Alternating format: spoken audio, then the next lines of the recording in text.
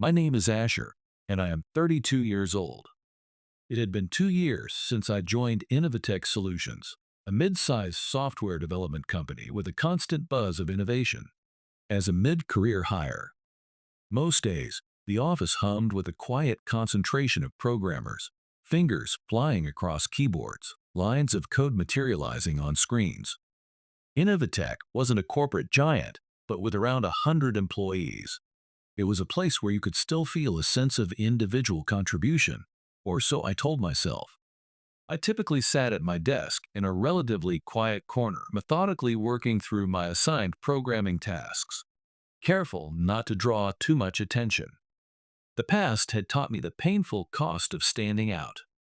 Sometimes, a flicker of memory, the sterile white of the server room at Apex Innovations, the accusatory glare of my then manager, the faint, triumphant smirk on Ethan's face, would try to surface. I'd quickly push it down, focusing on the logical flow of Python or the intricacies of a Java algorithm.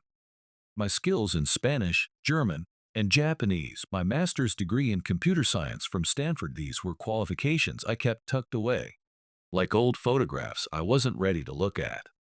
My official role was just programmer, another cog in the machine, and that was how I preferred it.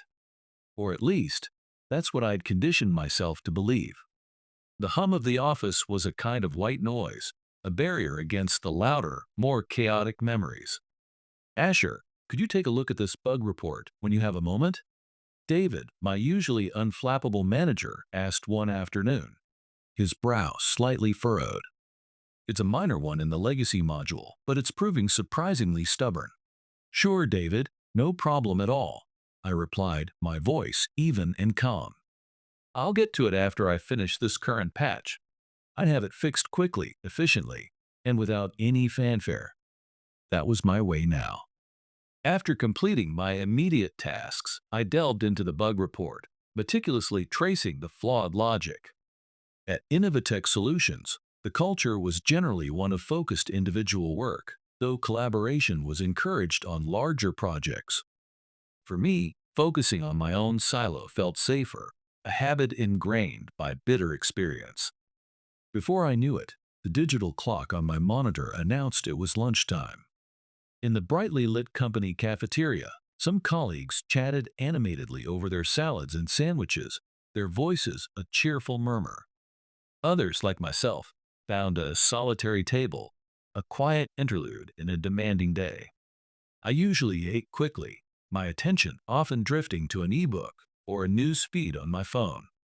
How's the new framework integration going for the Alpha project? I overheard a nearby conversation. It's a beast, a lot more complex than we initially scoped, another voice replied with a sigh. Yeah, but I heard Asher helped out with that particularly tricky API call yesterday. He's so reliable, isn't he? He works fast, gets things done without a fuss. A different voice chimed in, lower, more conspiratorial. True, but don't you think Asher's a bit of a mystery, though? He never talks about himself, never joins the after-work drinks. Just comes in, does incredible work, and leaves. I kept my gaze fixed on my half-eaten sandwich, my expression neutral, offering no indication I'd heard. Their words were not unkind, merely curious, but they were a reminder of the walls I built. The afternoon passed in a blur of code and compilation, the office gradually emptying as colleagues finished their work and headed home. The energy of the workday wound down, replaced by a softer, more subdued atmosphere. One by one, desks around me cleared, monitors went dark.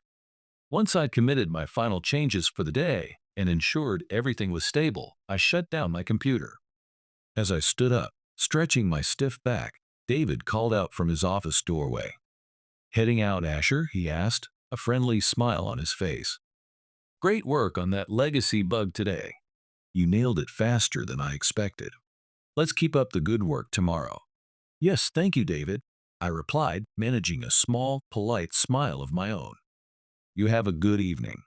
He nodded, still smiling. You too, Asher. I gave a slight nod in return and walked out of the Innovatech Solutions office, the automatic doors whispering shut behind me. The cool evening air of Palo Alto felt refreshing on my skin. After arriving back at my quiet apartment, my routine was predictable. A quickly prepared dinner, a hot shower to wash away the mental fatigue, brushing my teeth, and then collapsing into bed. Sometimes I'd spend an hour or so watching technical documentaries or browsing forums about vintage computer restoration on my phone, my mind finding a strange solace in the structured logic of old machines. It was a way to engage my intellect without the complexities and risks of human interaction. Eventually, sleep would claim me. That was my carefully constructed, uneventful routine. A life lived in the quiet shadows, far from the spotlight I once disastrously occupied. Ah, Olivia, my dear older sister. One evening after work, as I was tinkering with the motherboard of an old Apple II, I noticed a missed call on my phone. It was from Olivia. A small smile touched my lips. Olivia always had a way of pulling me, however briefly, out of my shell. Curious as to what she might need, I immediately called her back. She picked up on the second ring, her voice as warm and familiar as ever. "Hey Olivia, what's up?" I asked, leaning back in my chair. "Oh, Asher. Sorry to bother you. I know you're probably unwinding after a long day at Innovatech," she said, a hint of playful apology in her tone. She was a freelance graphic designer, incredibly talented, and always seemed to be juggling multiple projects with an enviable energy. "It's fine, Olivia. Just tinkering with some old tech. What's going on?" I assured her. She hesitated for a moment, and I could almost picture her tapping her stylus against her chin, a habit she had when she was about to ask for something. "Actually, Asher, I have a bit of a favor to ask," she began, her voice softening. "It's a little last minute, I know. Could you possibly watch Max for me just this weekend? From Saturday morning until Sunday evening?" "Max?" I echoed, a genuine warmth spreading through me at the thought of her boisterous golden retriever. "What happened? That's unusual for you guys to need a sitter on such short notice." Max was Olivia and her husband, Tom's beloved 3-year-old golden retriever, a bundle of boundless energy and affection. He wasn't just a pet. He was the furry 4-legged heart of their household. They cherished Max, and he was, without a doubt, one of the most well-cared-for dogs I knew. I know," Olivia sighed. "Tom and I both have to go on unexpected business trips. A huge potential client for me, and a last-minute conference for him. We tried all the usual pet hotels and sitters, but everything's completely booked solid. Usually one of us is always home, or we can make arrangements well in advance, but this time, well, we're in a real bind, little brother." I could hear the genuine stress in her voice. "I see," I said, already mentally clearing my weekend schedule. "It's this coming weekend, you said? Saturday morning to Sunday evening?"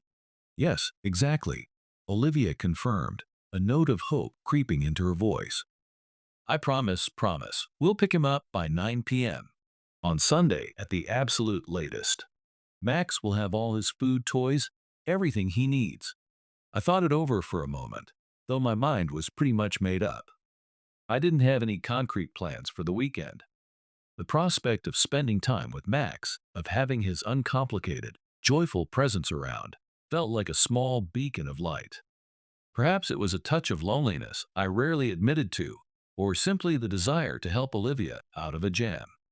Max had always been a source of simple comfort for me, a connection to a less complicated part of life.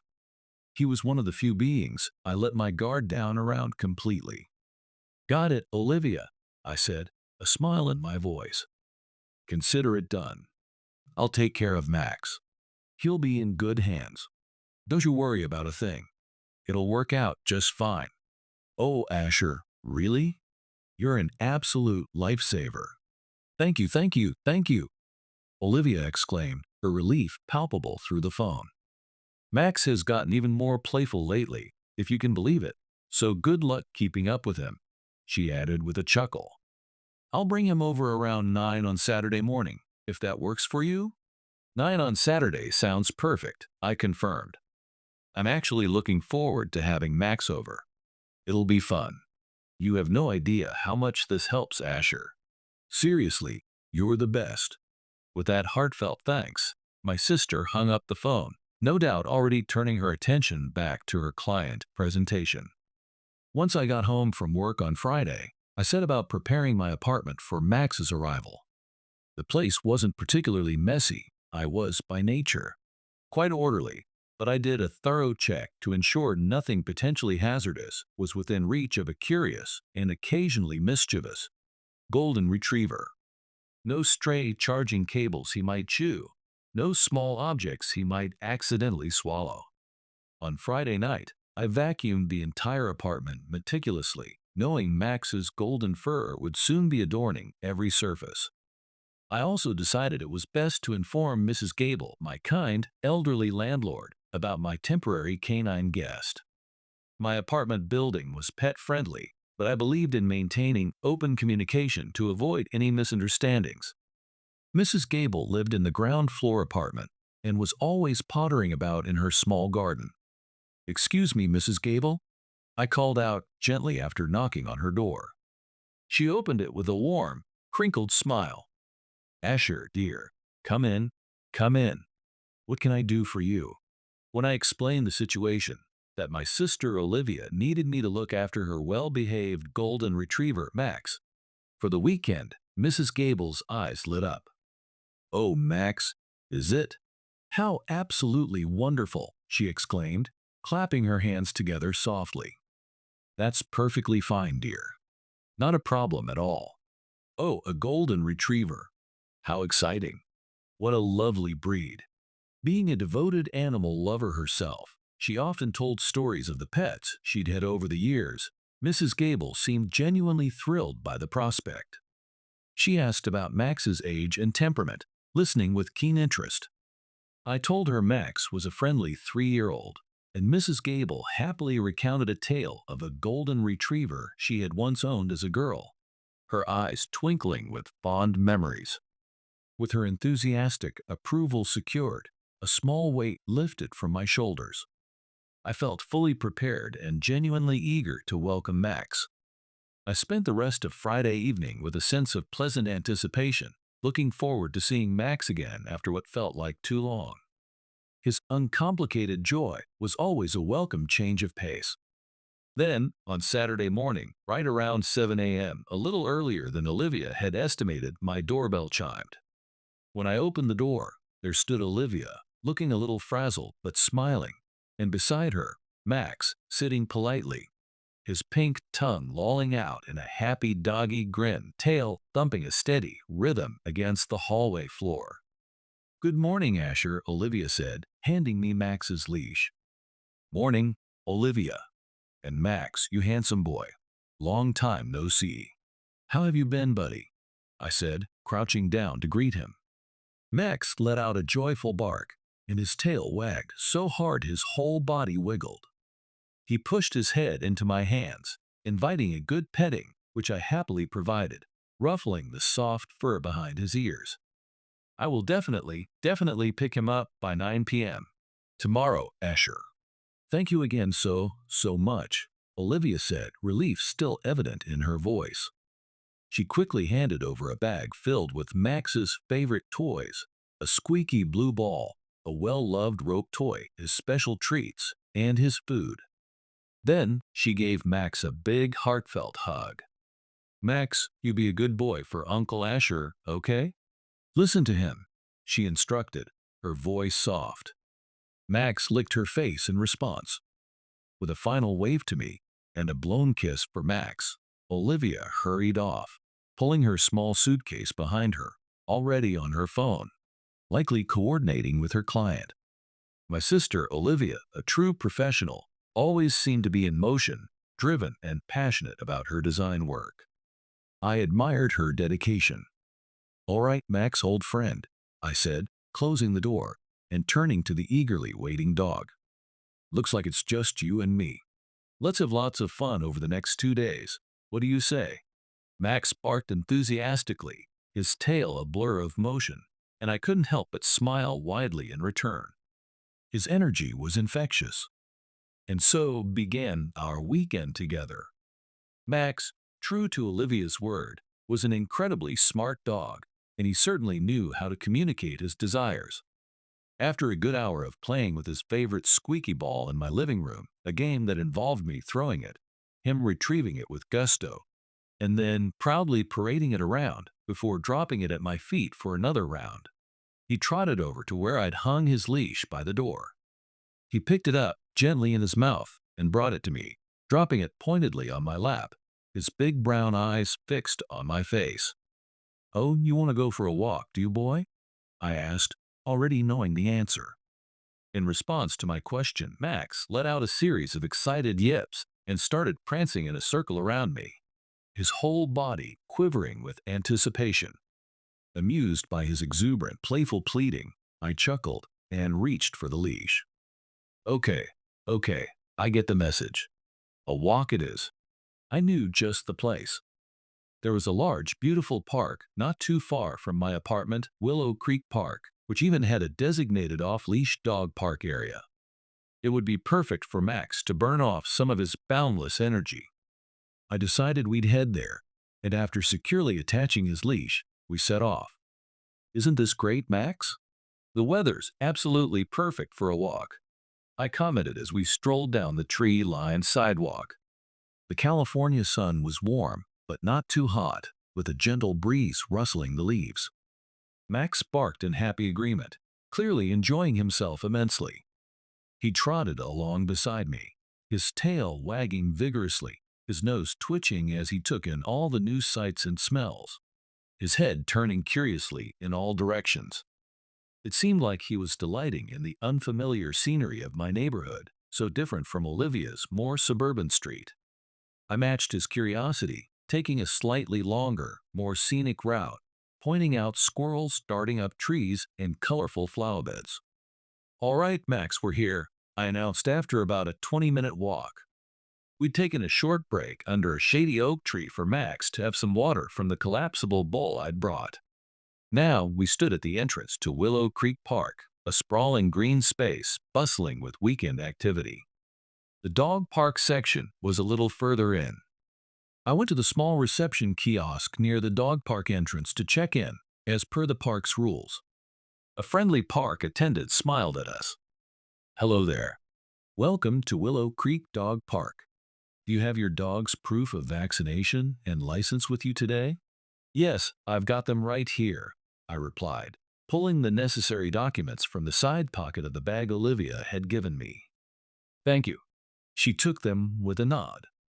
"Thank you, I'll just take a quick look." After a moment, she handed them back. "Everything looks good here," the park attendant said with another smile, returning the documents to me. She then briefly explained the rules and common courtesies for using the dog park, things like keeping an eye on your dog, cleaning up any messes, and ensuring a safe environment for all the dogs and their owners. I listened carefully, nodding to show I understood, and thanked her. Then, with Max practically vibrating with excitement by my side, we entered the fenced-in dog park area.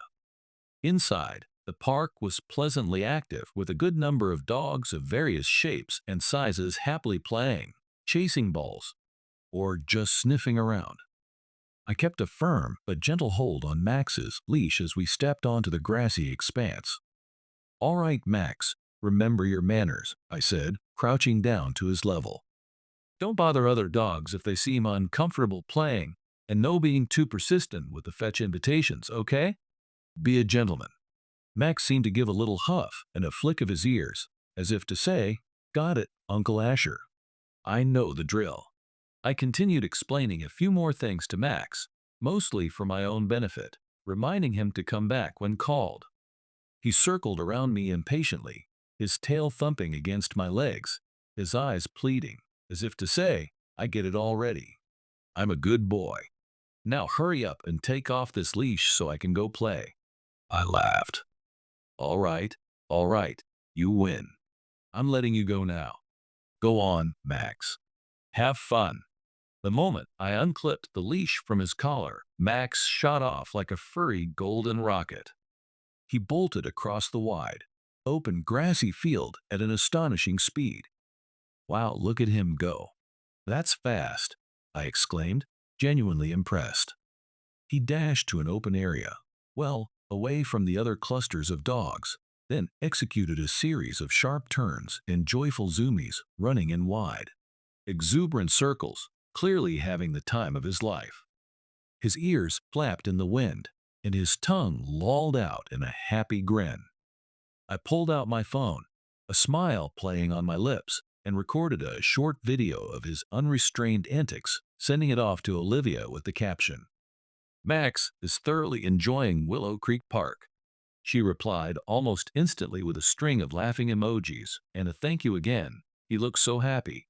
Max sprinted around wildly for a good 5 minutes, a whirlwind of golden fur and pure bliss, before finally returning to me, panting happily, his sides heaving, but his eyes bright with excitement. He then nudged his head into the bag of toys I was carrying. With a determined rummage, he pulled out his absolute favorite, a slightly worn bright blue rubber ball. He trotted over and pressed it firmly against my stomach, looking up at me expectantly. "Oh, so now you want me to throw it, huh?" I chuckled, taking the slobbery ball from him. Max looked at me with an expression that clearly said, "Exactly. What else would I want?" And then backed away a few paces, crouching low in anticipation, his tail wagging furiously. I glanced around to make sure no other dogs were directly in our path or looked like they might try to intercept the ball. The coast was clear.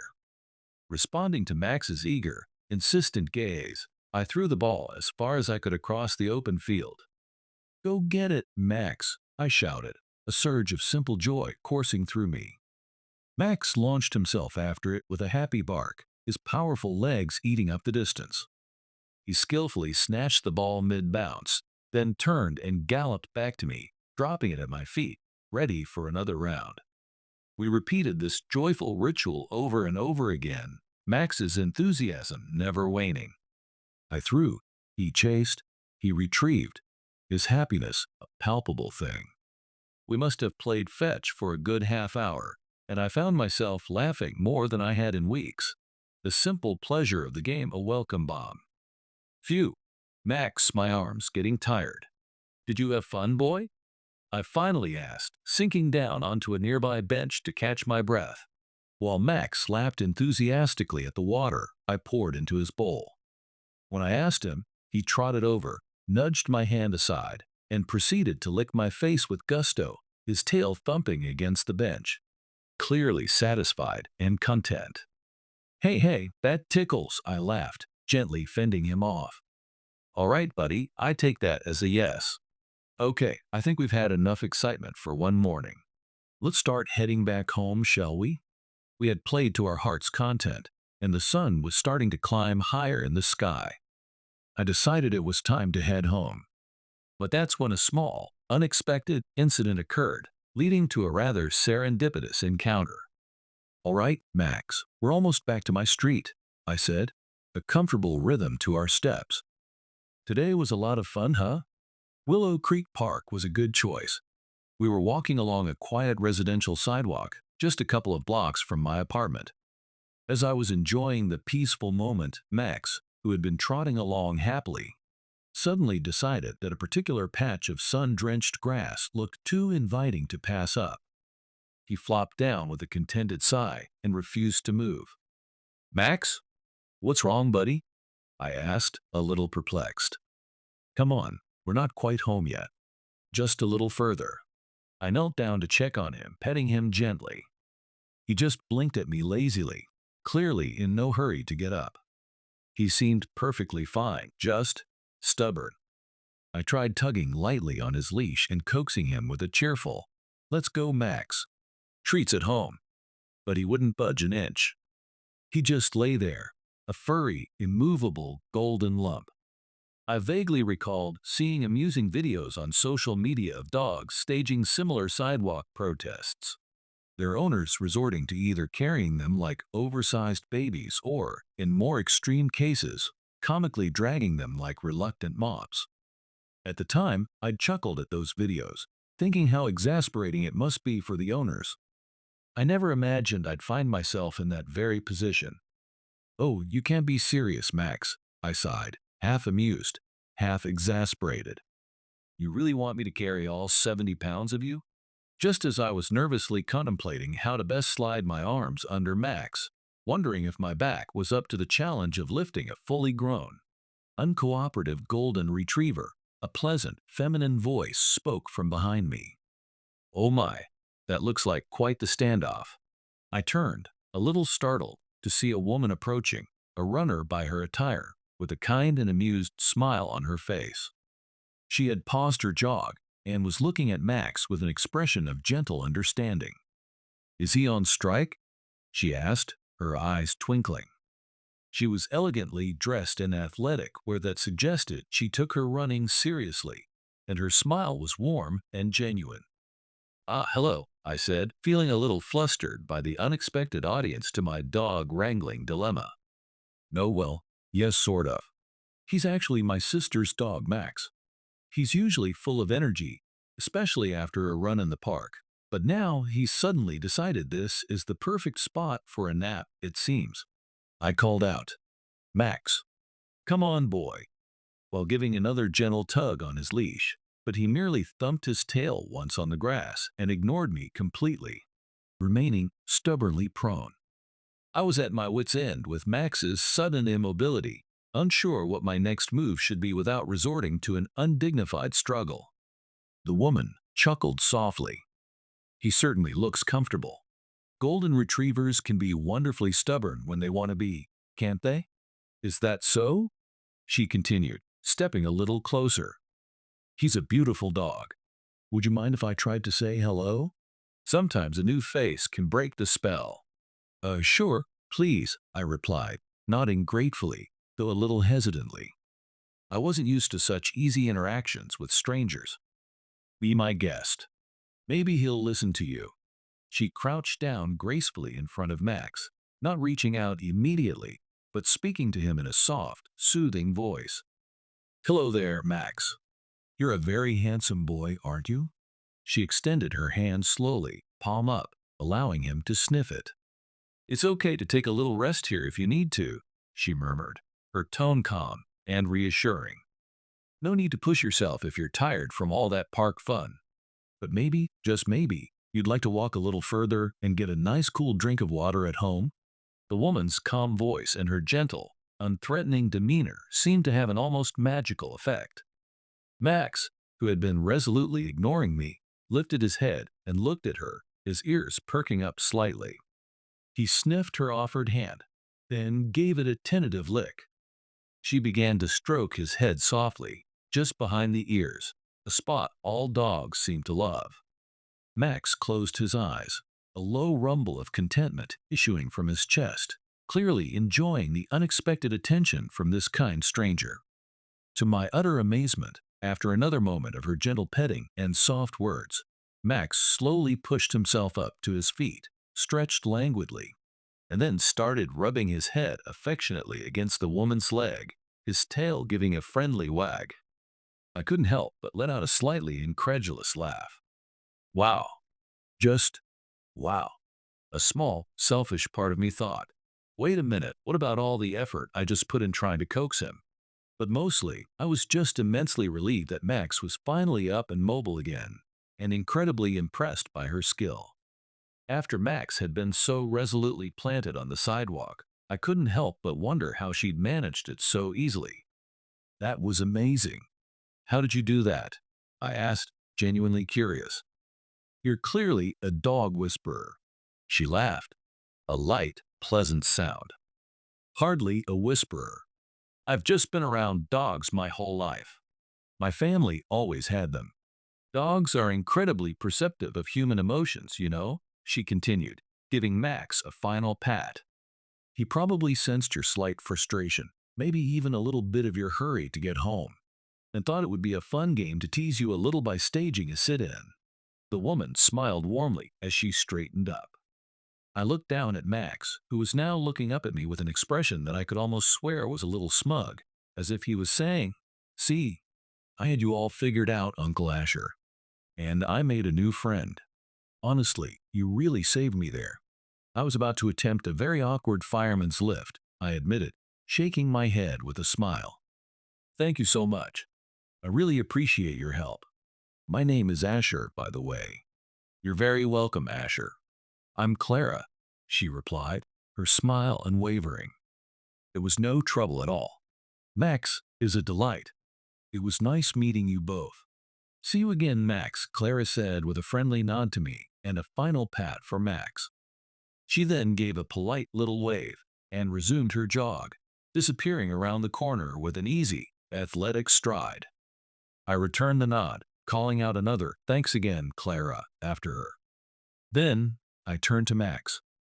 On the short walk back to my apartment, Max, having clearly enjoyed his little escapade and his new acquaintance, trotted along in high spirits, as if nothing out of the ordinary had happened at all. Max, my friend, I said, looking down at him with a mixture of affection and mock sternness. Next time, please just walk home properly with me, okay? My back will thank you. Of course, Max merely wagged his tail and pretended not to hear a word I said, probably already dreaming of his next opportunity for mischief. The rest of the weekend with Max flew by in a pleasant blur of walks, playtime, and quiet companionship. Olivia and her husband, Tom, returned on Sunday evening, full of gratitude and stories from their respective trips. They thanked me profusely for taking such good care of their furry boy. Though I was undeniably tired from keeping up with Max's energy levels, spending the weekend with him had been genuinely refreshing. His uncomplicated affection and zest for life had been a welcome antidote to my usual solitude. I felt a sense of quiet fulfillment, a warmth that lingered even after they left. The next day, Monday, I arrived at Innovatech Solutions at my usual time, ready to dive back into the familiar world of code and algorithms. However, the atmosphere in the office that morning was palpably different.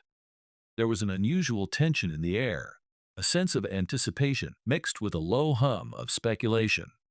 When I asked a few colleagues from my team who had arrived earlier, I learned that an emergency all-hands meeting had been scheduled for mid-morning. No agenda had been circulated, which only fueled the rumor mill. "What's going on?" I asked Ben, a fellow programmer whose desk was near mine. "An all-hands meeting out of the blue like this? Is it good news or bad news?" Ben shrugged, looking just as puzzled as I felt. "No idea, Asher. Could be about that big quarter-end push, or maybe some major company announcement. It's got everyone guessing. Let's just hope it's not about poor sales figures or worse layoffs." Another colleague, Sarah, chimed in, her voice hushed. "Whatever it is, it must be pretty important for Mr. Harrison to call everyone together on such short notice." As the designated time approached, everyone began to gather in the large, modern conference room on the top floor, the one usually reserved for client presentations or company-wide celebrations. The room filled quickly, a sea of expectant faces. A few minutes later, our CEO, Mr. Harrison, entered, his expression serious. A few other senior executives followed closely behind him, their faces equally unreadable, which did little to ease the growing unease in the room. Mr. Harrison stepped up to the podium and surveyed the assembled employees. "Thank you all for coming on such short notice," he began, his voice calm, but carrying a weight that immediately silenced the remaining whispers. "I've called this meeting today because I have an important announcement to make regarding the future leadership of Innovatech Solutions." The room became utterly silent.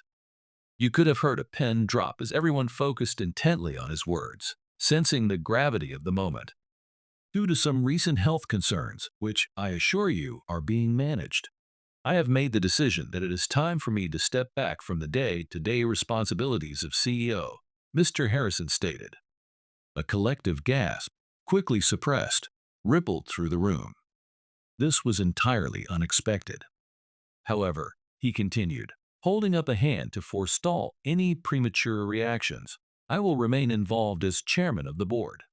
But today, I would like to introduce you to the new manager for our crucial new business development department, a role that will be pivotal for our growth in the coming years.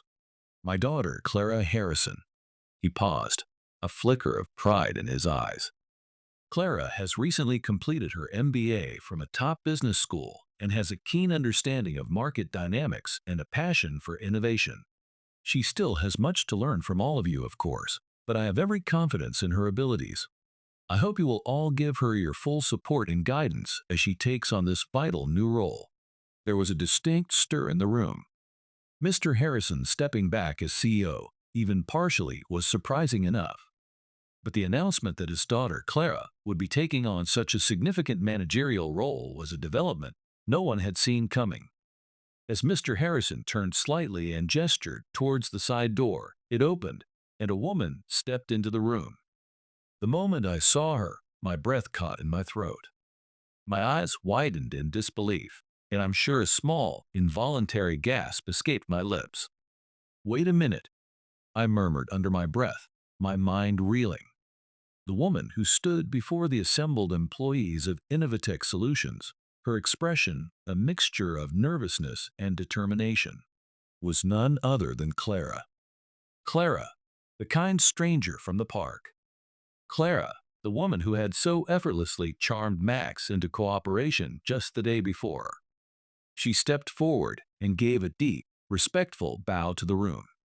"Hello, everyone. My name is Clara Harrison, as my father just announced," she began, her voice clear and steady, though I could detect a slight tremor of nerves. "I'm sure this news is quite sudden for many of you, and I understand I have big shoes to fill. But I am incredibly excited and honored to be joining Innovatech Solutions in this capacity. I truly look forward to working with all of you, learning from your expertise, and contributing to making this company even more successful and innovative." She offered a tentative but warm smile. "Thank you for your support. I'm eager to get started." I just stared at Clara, my mind struggling to reconcile the friendly, down-to-earth woman from Willow Creek Park with Clara Harrison, daughter of the CEO and now a key manager in the company I worked for. I never in a million years would have imagined that the woman I'd met under such casual, almost comical circumstances involving a stubborn golden retriever would be formally introduced as a significant new figure at Innovatech. The coincidence was astounding. Please continue to give your best to Innovatech and offer Clara the same dedication and support you've always shown me," Mr. Harrison concluded, placing a reassuring hand on Clara's shoulder. With those words, Mr. Harrison, Clara, and the other executives offered another collective nod, and the urgent, unexpected all-hands meeting came to an end. As the employees began to slowly disperse, many still murmuring in surprise, Clara's gaze swept across the room. Her eyes met mine, and a flicker of recognition, then a warm, genuine smile lit up her face. To my surprise, she began to walk over in my direction. My heart gave an odd little thump. "Excuse me," she said, her voice friendly and familiar as she reached me. "You're Asher, right? From the park yesterday? With Max?" "Yes, that's me, Clara," I replied, a slightly dazed smile on my own face. "Max's temporary guardian. Honestly, I am absolutely stunned," I confessed, shaking my head. "To run into you again today like this, and to have you introduced as our new head of business development. I definitely didn't see that coming." Clara laughed, a warm, genuine sound that eased some of the formality of the situation. "Believe me, Asher, I was just as surprised," she admitted, her eyes sparkling with amusement. As I was standing up there, starting my little speech, I looked out and thought, wait a second, isn't that Asher? The very kind man Max decided to adopt yesterday? She grinned. "It seems we both had quite the unexpected introduction to each other, didn't we?" Looking at Clara's open, friendly smile, and recalling her easy confidence and kindness from the park, I felt an unexpected and strong desire to help her succeed in her new, undoubtedly challenging role. She seemed genuine and capable. "Well, it's certainly going to be an interesting new chapter for Innovatech," I said. "It's going to be challenging, I'm sure, but I, for one, will do my best to support you and the new initiatives. Oh, I'm sorry, I didn't even properly introduce myself in a work context," I added quickly, feeling a bit remiss. "I'm Asher. I'm a programmer here at Innovatech. It's, well, it's very nice to officially meet you, Clara." Thank you so much, Asher. That means a lot to me, Clara said, her smile softening with sincerity. I truly look forward to working with you too. Clara extended her hand for a handshake, a gesture that felt both professional and warm. I took it, and her grip was firm and confident. Her hand was small, but it radiated a surprising warmth and energy. As she moved on to greet other employees, I couldn't shake the feeling that my carefully constructed, low-profile existence at Innovatech Solutions was about to change. After starting her role as the manager of the new business development department, Clara threw herself into her work with impressive energy and dedication. She made a genuine effort to connect with employees across different teams, actively seeking out conversations, listening to ideas, and trying to understand the intricacies of Innovatech's operations. She wasn't afraid to ask questions and clearly wanted to lead by example. While many employees, myself included, were quickly impressed by her proactive approach, her intelligence, and her genuine enthusiasm, it wasn't smooth sailing for her. Some of the more seasoned, old guard employees, particularly a few senior figures in the engineering and sales departments, were not quite so pleased with her appointment. Whispers circulated in the hallways and coffee corners. Isn't Clara Harrison being fast-tracked just because she's Mr. Harrison's daughter? I overheard one senior engineer grumbling to another. Sure, she has an MBA, but software development has so many complex, practical details. Does she even truly understand the technical challenges we face on the ground? These sentiments, unfortunately, weren't just kept to whispers. Clara, in her drive to spearhead new initiatives, found herself facing what I can only describe as quiet obstruction. It wasn't overt insubordination, but rather a pattern of subtle resistance. Key technical information for a new project proposal might be delayed or delivered incomplete. Suggestions she made in strategy meetings would be met with polite but firm arguments about why they were impractical or too risky, often citing obscure technical debt or market conditions that seemed designed to stall progress. It was a frustrating and isolating experience for her, I could tell. She was trying her best to lead, but it felt like she was wading through treacle.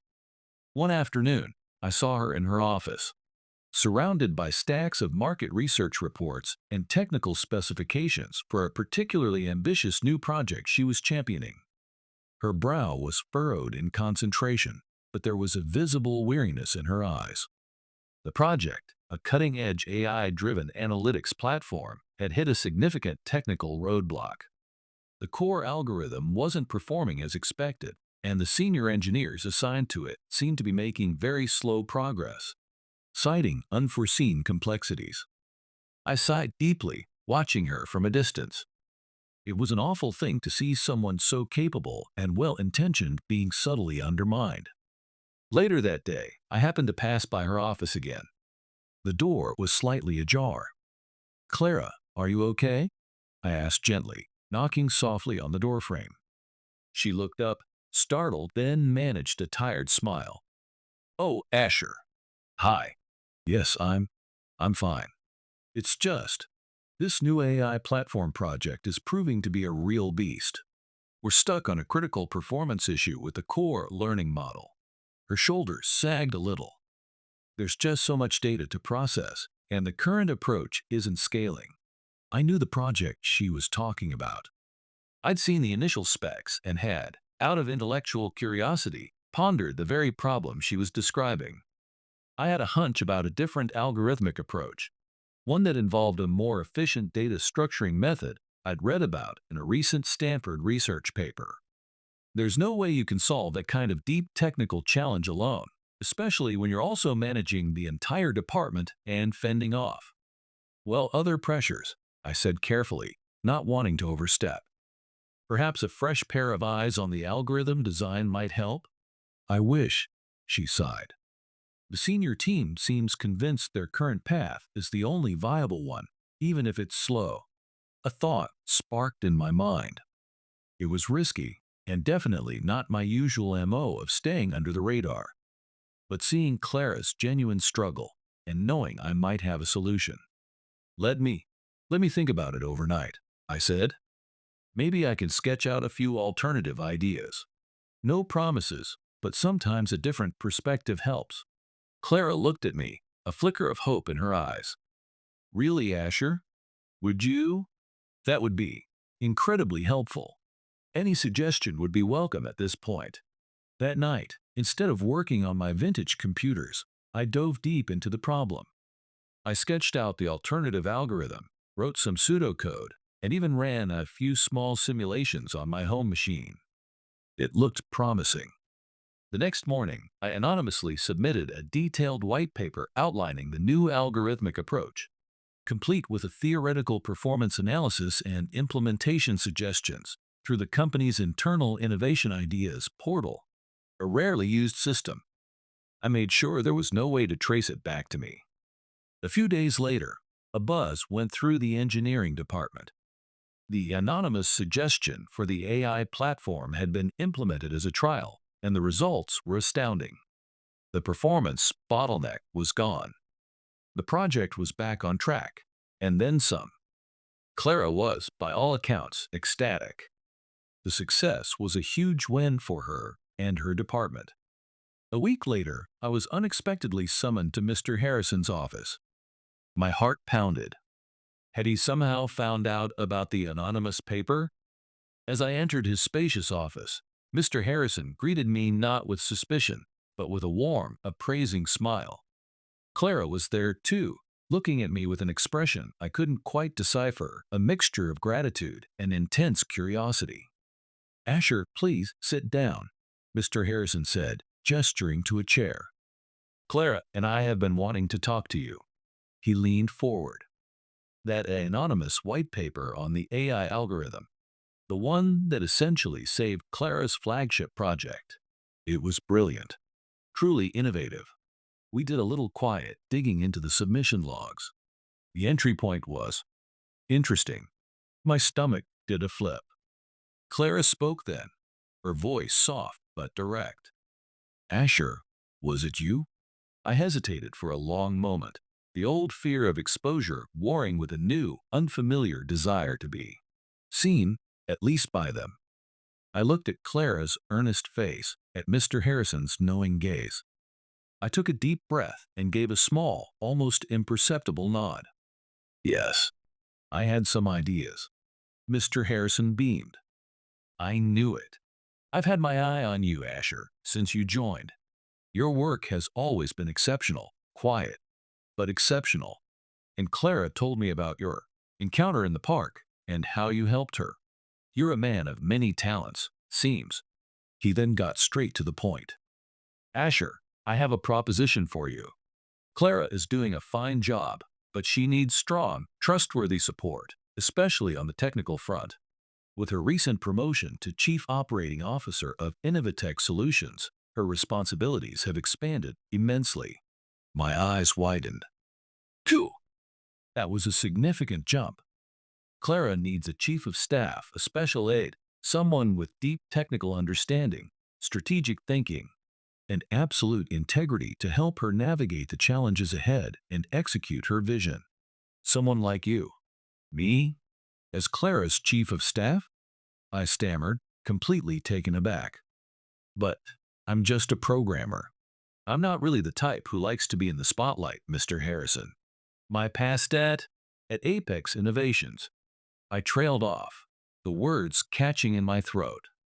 I felt a knot of anxiety tighten in my chest. Mr. Harrison nodded, his expression softening with understanding. I'm aware of what happened at Apex, Asher. Ethan's treachery. It was a grave injustice, and it cost a brilliant mind like yours dearly. I can understand your reluctance to step forward again. Clara then spoke, her voice filled with a warmth that melted some of my apprehension. Asher, I know this is a lot to take in, but that white paper, it wasn't just technically brilliant. It showed incredible initiative and a genuine desire to help Innovatech succeed, to help me succeed. And you did it without seeking any credit. She leaned forward, her eyes sincere. My father is right. I need someone like you by my side. Someone I can trust implicitly, someone who understands the technology inside and out. and someone who isn't afraid to tell me the hard truths. The thought of having you as my chief of staff, my key advisor. It feels right, Asher. Mr. Harrison added, when Clara is working on a tough problem, and you're there to offer your insights. I've seen a different kind of confidence in her. She relaxes, trusts your judgment. That's invaluable. I was stunned by their faith in me. The thought that my quiet contributions, and even my anonymous act, had been seen and valued to this extent. It was overwhelming. The idea of working so closely with Clara, of being in a position to truly make a difference, to use my skills openly again, was both terrifying and exhilarating. If you support her, Asher, Mr. Harrison said, his gaze serious, I'm confident she'll not only succeed as coup, but will take Innovatech to new heights. And you'll be instrumental in that. Please, Asher, consider it. I looked at Clara. Her hopeful, trusting expression was hard to resist. This was a chance, a real chance, to step out of the shadows, not for personal glory, but to support someone I genuinely admired and respected. After a long moment of internal debate, weighing the risks against the potential, I made my decision. For Clara. For myself. All right, I said, my voice surprisingly steady. If it's to support Clara as coup, if you both believe I can do it, then yes, I'll take on the role of her chief of staff. At my response, Mr. Harrison's face lit up with genuine joy. He stood up and extended his hand. Excellent, Asher. Truly excellent. You won't regret this. Clara's smile was radiant. Thank you, Asher, she said, her voice brimming with emotion. This means more to me than you know. With you by my side, I feel like we can achieve anything. Her smile was so infectious that I couldn't help but smile back, a genuine, unreserved smile that reached my eyes. I'm glad you feel that way, Clara, I said. I'll do my absolute best to support you. Let's work hard together and make great things happen. Taking on my new role as chief of staff to Clara, the coup, I worked closely alongside her, managing her schedule, preparing briefings, analyzing technical proposals, and acting as her sounding board for strategic decisions. The days were long and challenging, but for the first time in years, I felt a sense of purpose, of my abilities being truly valued and utilized. One day, an invitation arrived that would set the stage for another unexpected turn of events. Innovatech Solutions was invited to participate in the prestigious TechSphere Summit, a major international software conference held annually in San Francisco. It was a prime opportunity to showcase our latest innovations and explore potential global partnerships. Clara as coup would be leading our delegation, and I, as her chief of staff, would naturally be accompanying her. It was decided that Clara would give a keynote presentation on Innovatech's vision for AI and enterprise solutions, and we also had a crucial, high-stakes meeting scheduled with a major German corporation, Technigard GmbH, who were looking for a strategic partner for a massive digital transformation project. This meeting was particularly critical for Innovatech's ambitions for European market expansion. We meticulously prepared for weeks. Specialized interpreters for the German negotiation had been arranged, and our presentation materials were polished to perfection. I assumed everything would go smoothly. Or so I thought. The TechSphere Summit was held at the Sterling Ballroom, a vast, glittering venue buzzing with thousands of tech professionals from around the globe. Wait, what? Are you absolutely serious? Clara said into her phone, her voice tight with disbelief and rising panic. We had just arrived at our designated meeting room for the Technigard negotiation, about 30 minutes before it was due to start. Clara's phone had rung with an urgent call from our logistics coordinator. As she listened, her face, already showing a touch of pre-meeting nerves, turned visibly pale. She shot me a wide-eyed, distressed look. My stomach clenched. Is something wrong? I mouthed silently, my own anxiety spiking. She nodded curtly, still listening, her knuckles white as she gripped her phone. The specialized German interpreter. He's had a sudden medical emergency. He can't make it. she finally relayed to me in a hushed, frantic whisper after ending the call. He's on his way to the hospital. There's no time to find a qualified replacement for this level of technical negotiation. You're kidding me, I breathed, the words a punch to the gut. This was a disaster. Clara was already understandably nervous about this high-stakes meeting. It was her first major international negotiation as coup. Now, hearing about the interpreter's sudden absence, she looked utterly devastated, almost ready to collapse. Her face was completely ashen. "Clara, are you okay?" I asked, my voice low and steady, trying to project a calm I didn't entirely feel. She barely reacted, staring blankly at the polished mahogany table. This is catastrophic, Asher. This deal hinges on clear, nuanced technical communication. Their CEO, Herr Richter, speaks some English, but he's made it clear he prefers to discuss complex contractual and technical details in German to avoid any misunderstandings. This is really, really bad, I thought, my mind racing. I gently guided her to one of the plush chairs. "Sit down for a moment, Clara. Let me get you some water. We need to think." I quickly fetched her a bottle of water from the small refreshment stand outside the room. When I returned, my heart sank further. Clara was no longer alone. Standing with her, a predatory glint in her eyes, was Ms. Vance, a senior partner from Vanguard Consulting Group, one of Innovatech's fiercest competitors. Vanguard was also vying for the Technigard partnership. Ms. Vance, impeccably dressed and radiating an unnerving confidence, must have overheard Clara's panicked call or seen our distress. "Ms. Vance," I said, my voice carefully neutral as I stepped forward. "An unexpected pleasure to see you here." Ms. Vance turned her cool gaze on me, a faint condescending smirk playing on her lips. "Ah, Asher, isn't it? Miss Harrison's right-hand man, I hear," she purred, her tone dripping with insinuation. "Yes, that's me, Asher. Chief of Staff to Ms. Harrison," I replied calmly, meeting her gaze. I had encountered Ms. Vance at a couple of industry events before. She always carried an air of icy superiority and had a reputation for being ruthless in business. She was the polar opposite of Clara's collaborative style, and I found her intensely dislikable, though I kept such thoughts carefully masked. Even now, I maintained a polite, professional smile, though my internal alarm bells were ringing loudly. "Well, Asher," Miss Vance continued, her eyes flicking dismissively towards Clara, who was struggling to compose herself. "I couldn't help but overhear some commotion. Is there a problem? Don't tell me your team isn't fully prepared for such a pivotal meeting with Technigard?" Her voice was laced with feigned concern that was utterly unconvincing. "International business, Miss Harrison," she said, now addressing Clara directly, her tone patronizing, "requires more than just enthusiasm and a famous surname, wouldn't you agree? It demands meticulous preparation, flawless execution, and the ability to handle unforeseen circumstances." Clara's face flushed, a mixture of anger and humiliation in her eyes. She opened her mouth to speak, but no words came out. She just lowered her head slightly, clearly shaken by Miss Vance's verbal jab.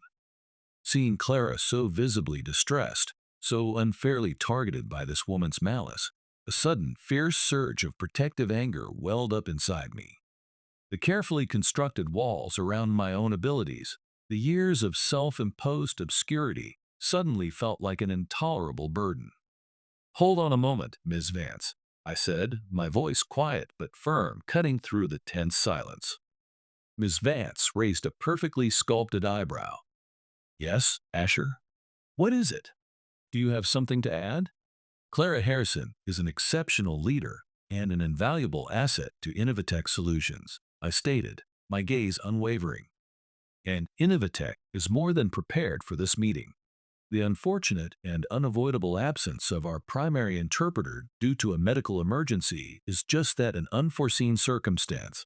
It does not in any way diminish our commitment or our capability to engage productively with Technigard." My convictions seemed to amuse rather than irritate Miss Vance. My, such bold words from the chief of staff, she drawled. Anyone can talk a big game, Asher. But in a global business setting of this magnitude, particularly when negotiating complex technicalities with a German powerhouse like Technigard, actions and the right language skills speak far louder than words. She gestured vaguely towards the door where the German delegation would soon arrive. A pity, really. It seems this opportunity might just be slipping away from Innovatech. Reaching my absolute limit with her condescending attitude and her deliberate attempt to sabotage Clara's confidence, I made a decision. It was time to stop hiding.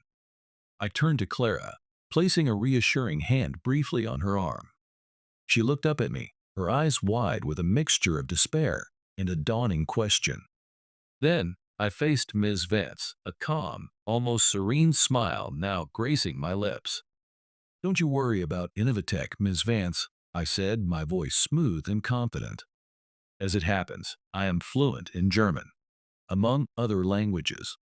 I then switched seamlessly to perfect, unaccented German. Guten Tag, Frau Vance. Ich glaube, wir werden uns ganz hervorragend mit unseren deutschen Partnern verständigen können. Clara let out an audible gasp, her eyes flying wide with utter astonishment. "Asher? You speak German?" Miss Vance's smirk faltered, her eyes narrowing slightly as she processed my fluent German. For the first time, a flicker of uncertainty crossed her features. I gently guided Clara forward as the door to the meeting room opened and Herr Richter, the CEO of Technigard, entered with his team. "Go ahead, Clara," I murmured, switching back to English for her benefit. "Introduce yourself. Don't worry about a thing. I'll translate everything for you, and I can handle any technical questions they have in German." I gave her a subtle, encouraging wink. Seeing the sudden, confident resolve in my eyes, and hearing my flawless German, Clara seemed to draw strength. The despair in her expression was replaced by a dawning hope, and then the relieved, grateful smile. "But German alone won't be enough if other international complexities arise, will it, Asher?" Miss Vance interjected, trying to regain her footing, though her voice lacked its earlier conviction. I turned back to Miss Vance, my calm smile still in place. "No need for concern, Miss Vance," I replied politely. "Besides English and German, I am also proficient in Spanish and Japanese. We are quite well equipped to handle a diverse global discussion should the need arise." I then turned my full attention to the Technigard CEO, Herr Richter, and greeted him warmly in German, introducing Clara and myself. "Herr Richter, es ist uns ein großes Ehre, Sie und Ihr Team heute hier begrüßen zu dürfen." Starting with Clara's opening remarks, which I translated seamlessly, I facilitated the entire negotiation. I didn't just translate. I helped bridge cultural nuances, clarified complex technical specifications in both languages, and even sprinkled in a few well-placed, appropriate light-hearted comments in German that visibly warmed Herr Richter to Clara and our proposal. My mind was working at full capacity, switching between languages, processing technical data, and observing the subtle cues from both sides of the table. The years I had spent honing my language skills, the depth of my technical knowledge from Stanford, and my work experience, it all came flooding back, not as a burden, but as a powerful arsenal. Though I had been intensely nervous at first, the muscle memory of my past abilities, long dormant, kicked in. The conversations flowed smoothly.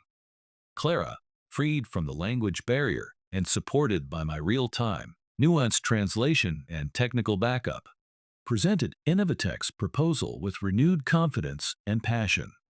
She was brilliant. We had a highly productive, detailed, and ultimately very successful negotiation.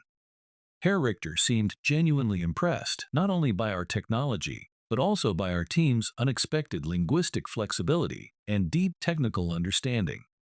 At some point, I noticed that Miss Vance had quietly slipped out of the room, her earlier smugness completely gone, replaced by a look of thinly veiled shock and, dare I say it, frustration. I couldn't help but feel a quiet sense of satisfaction, a thought of serves you right, though I knew it wasn't the most mature sentiment. But the relief of protecting Clara and our company's interests was immense. Ah, Asher, I am speechless. That was incredible, Clara exclaimed, her voice filled with exhilaration and sheer relief.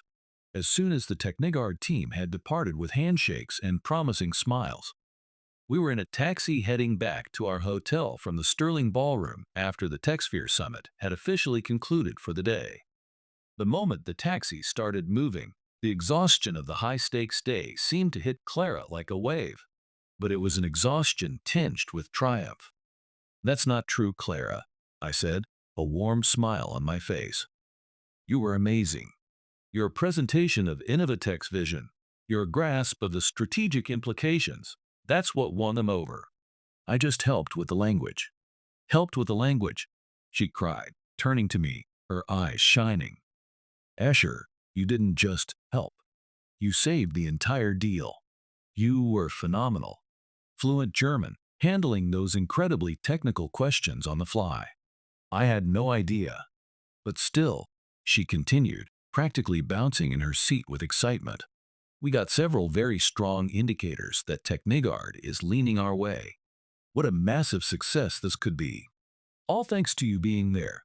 Indeed, the meeting had gone exceptionally well, expanding our network and opening up what seemed to be incredibly promising new business opportunities in Europe. "Hey," Clara said suddenly, her eyes bright. "How about we grab a proper dinner to celebrate? My treat, of course. For my multilingual, secret weapon chief of staff. I barely ate a thing all day with the nerves, and now I'm absolutely starving," she declared. As she said that, I realized I was famished too. The intense mental effort of the multilingual negotiation had taken its toll. Some good food and a chance to decompress sounded wonderful. Gratefully, I accepted Clara's offer. The taxi took us to a highly rated restaurant near our hotel, known for its Californian cuisine, where we decided to enjoy a proper, celebratory meal. "Cheers," Clara said, raising her wine glass. "To a fantastic job today, Asher. And to Innovatech conquering Europe," she exclaimed, her smile radiant. I clinked my glass against hers. "To a successful summit and to an outstanding coup." We both sipped our wine, a comfortable and celebratory silence settling between us for a moment before we launched into a detailed and enjoyable post-mortem of the day's events, dissecting every moment of the negotiation, laughing at the close calls, and reveling in the positive outcome. Reflecting on the ups and downs of the TechSphere Summit, especially the near disaster with the interpreter and the unexpected triumph, made for an animated and deeply satisfying conversation. When our desserts arrived, a decadent chocolate lava cake for Clara and a lighter fruit tart for me, Clara suddenly grew serious, her earlier ebullient softening into a more contemplative mood. "Asher," she began, her gaze direct and thoughtful as she set down her fork. "Can I ask you something rather personal?" "Of course, Clara. Anything," I replied, sensing this was important. "How is it," she asked, her voice quiet but clear, "that you can speak German, Spanish, and Japanese so fluently, that you possess such deep technical expertise from Stanford, and yet, before I joined Innovatech, and even for a while after, you seemed content doing tasks that, well, frankly, were far beneath your capabilities?" Her directness didn't surprise me. It was one of the things I admired about her. She always got straight to the heart of the matter. It made me chuckle softly. "You've always been the type to ask whatever is on your mind without hesitation, haven't you?" I observed with a small smile. She nodded, a slight blush rising on her cheeks. "Guilty. But I really want to understand, Asher. You're extraordinary." I took a deep breath. She deserved an honest answer. It was time. I decided to open up about my past, the full story. "I graduated from Stanford University with a master's in computer science, as you know," I began, my voice a little quieter now. "And yes, I am fluent in those languages. English is my native tongue, but I picked up the others through a combination of dedicated study and living abroad for a while. Clara's eyes widened slightly, her expression a mixture of astonishment and rapt attention. That's, that's truly incredible, Asher. Stanford, multiple languages. That's a formidable skill set.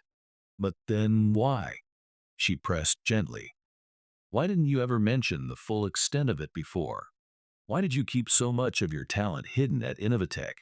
I sighed deeply, my gaze drifting towards the window, looking out at the glittering lights of San Francisco, but seeing instead the shadows of my past.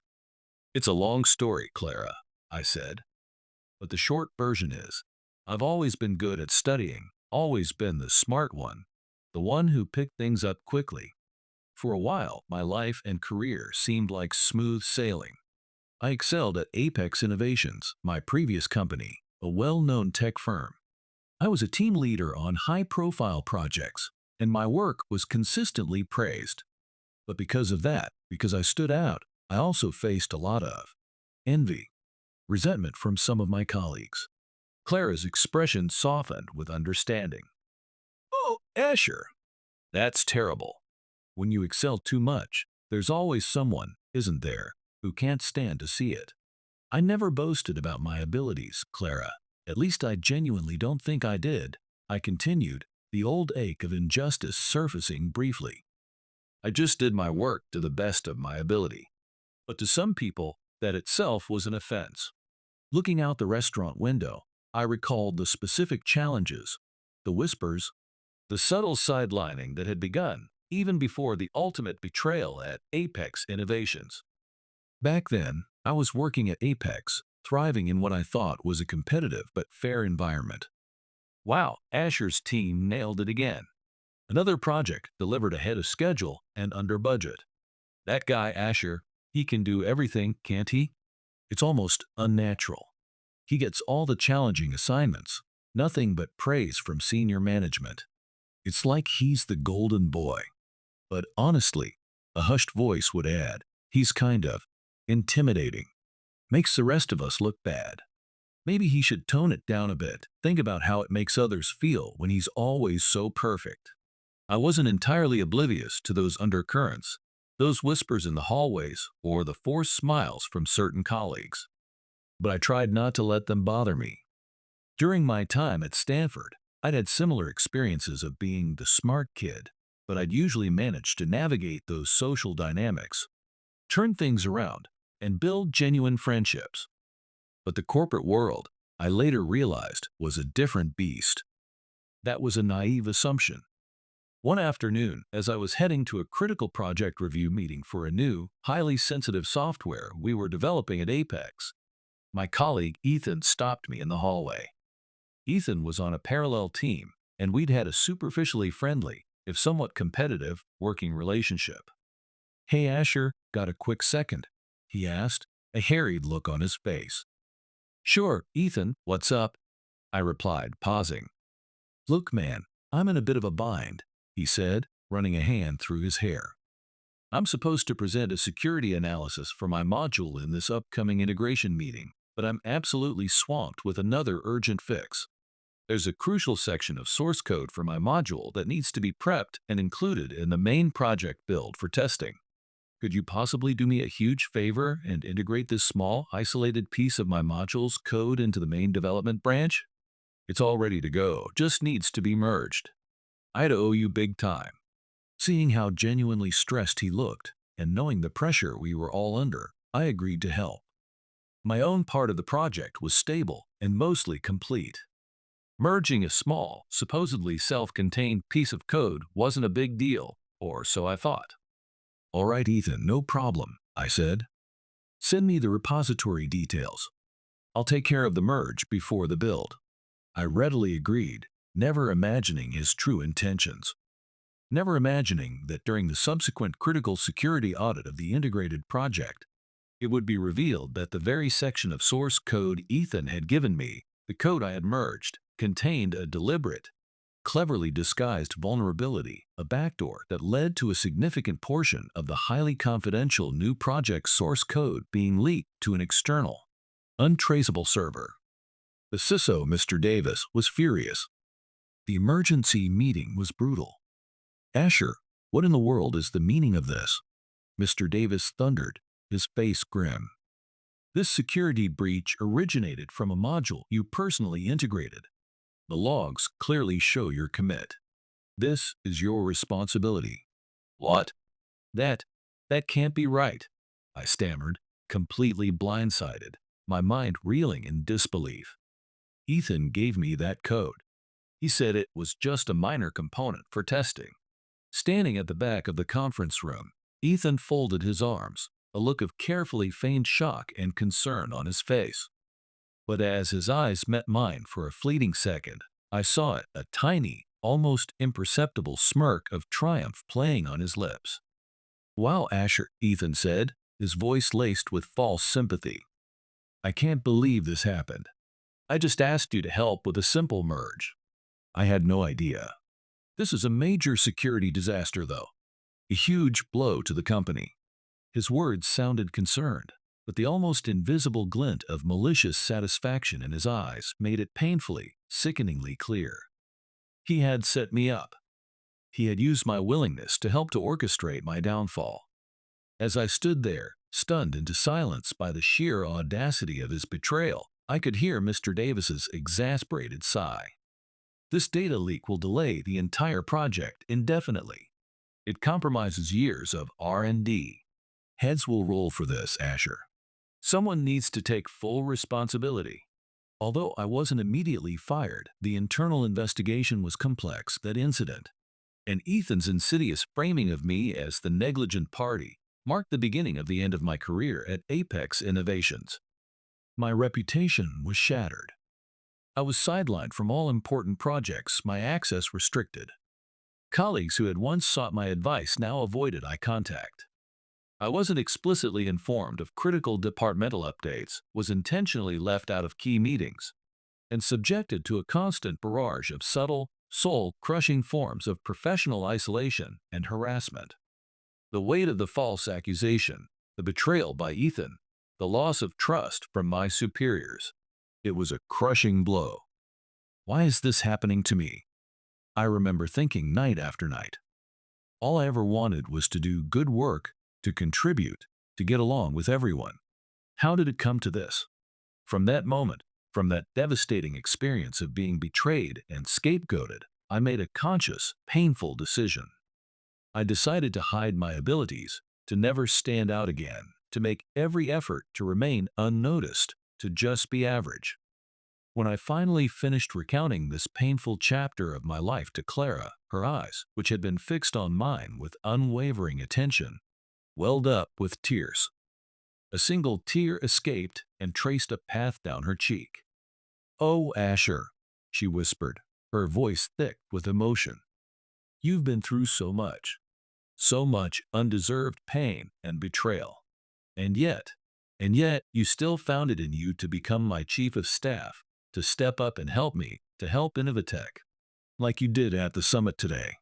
She reached across the small table and gently placed her hand over mine. Her touch was warm and comforting. I don't even know how to thank you, Asher, for everything, for trusting me with your story. Seeing her genuine tears, her deep empathy, it moved me profoundly. It was a balm to old wounds I hadn't realized were still so raw. And in that moment of shared vulnerability, of her compassionate understanding, I couldn't help but speak the truth that had been growing in my heart. "That's because I like you, Clara," I said, my voice quiet but firm, my gaze meeting hers directly. "I like you a great deal." Clara responded to my sudden, heartfelt confession with a soft, surprised "Oh." Her eyes widened, and a beautiful blush rapidly spread across her face, from her neck to the tips of her ears. She quickly withdrew her hand, as if my words had been a spark. I'm sorry if this feels too sudden or inappropriate, given our professional relationship," I continued, a little flustered myself now by my own boldness, but determined to be honest. "But when Max wouldn't walk in the park that day, and you stopped to help, so kind and patient with a flustered stranger and his stubborn dog, I thought then that you were such a genuinely good person, Clara. You smiled at someone like me, a stranger, with such open warmth. And then, even after finding out you're Mr. Harrison's daughter and a key figure at Innovatech, our coup, you never changed. You never put on airs. You treated me and everyone with the same respect and sincerity. At work, before you really saw me, I was the quiet programmer in the corner, the guy who blended into the background, barely noticed by most. That was by design, because of my past. Yet, every time we crossed paths, Clara, even in those early days, you would always make the effort to greet me with a genuine smile, to ask how I was doing. Those small gestures, they meant more than you know. And after I became your chief of staff, working so closely with you, seeing your dedication, your intelligence, your fundamental decency, your presence in my life has grown immensely important. Today, at the TechSphere Summit, was no different. Seeing Ms. Vance mock you, seeing her deliberately try to undermine you and put you in such a tough spot, it made my anger boil over. I couldn't stand by and let that happen. I took a deep breath, the words tumbling out now. As your chief of staff, I know saying something like this, confessing personal feelings, might put you in a very difficult position, and I am truly sorry if it does. That's the last thing I want. But I had to tell you, I would very much like to be with you, Clara. Romantically. Even if you, even if you turn me down, please know that I will still do my job as your chief of staff with utmost professionalism and dedication. I won't let this affect my behavior or our working relationship or... Before I could finish my rather flustered disclaimer, Clara interrupted me, her voice suddenly strong and clear, though her face was still bright red. I won't say no, Asher. Absolutely not. Her voice was surprisingly loud in the quiet ambience of the restaurant, and it drew a few curious glances from nearby tables. We both winced slightly and offered mumbled, apologetic smiles and bows to the other diners. A shared moment of embarrassment that somehow broke the tension. I began cautiously, my heart pounding in my chest, daring to hope. Does that mean? Clara, her face still a beautiful shade of crimson, turned back to me, her eyes shining with an emotion that looked remarkably like happiness. She nodded, a shy but definite nod. It means, I like you too, Asher, she confessed, her voice softer now, but filled with a sincerity that made my spirit soar. I like you a lot, more than just a chief of staff. Clara's radiant smile, the one that had first captivated me in the park, was now directed entirely at me, and it was, without a doubt, the brightest and most beautiful I had ever seen. From that incredible moment, in that San Francisco restaurant, we became partners in every sense of the word in our personal lives as well as our professional ones. Our relationship blossomed, built on a foundation of mutual respect, deep admiration, and a shared journey of overcoming past shadows and embracing future possibilities. And a year and a half after that unforgettable TechSphere Summit, after a whirlwind romance that felt both exhilarating and deeply right, we got married. We decided to celebrate our union with a beautiful wedding ceremony at a picturesque winery in the California countryside, surrounded by our closest family and friends. Oh no, what am I going to do? I'm so incredibly nervous. My hands are actually shaking. I was pacing back and forth like a caged animal in the small, elegantly appointed groom's waiting room at the winery, trying to take deep breaths that weren't quite reaching my lungs. Olivia, my ever-sensible older sister, who was there to offer moral support and to make sure my tie was straight, couldn't help but laugh at my predicament. Asher, seriously? What on earth is wrong with you? Why are you the one freaking out like this? She chuckled, shaking her head in amusement. Clara is the calm and collected one out there, and you look like you're about to face a firing squad. That's just pathetic, little brother. Remember, the star of today is Clara, your beautiful bride, not your anxiety. She wasn't wrong, of course. Clara had been the epitome of grace and calm all morning. But nerves were nerves, and I just couldn't seem to get a grip on mine. The sheer magnitude of the day, the lifelong commitment I was about to make to the most amazing woman I'd ever known. It was overwhelming in the best possible way. So, Olivia continued, a teasing glint in her eyes. Which was more nerve-wracking for you? Your Stanford Master's comprehensive exams or this? Your wedding day? For a fleeting moment, I almost said Stanford. The pressure of those exams had been immense. But honestly, nothing, absolutely nothing, compared to the joyous, terrifying, exhilarating pressure of this wedding.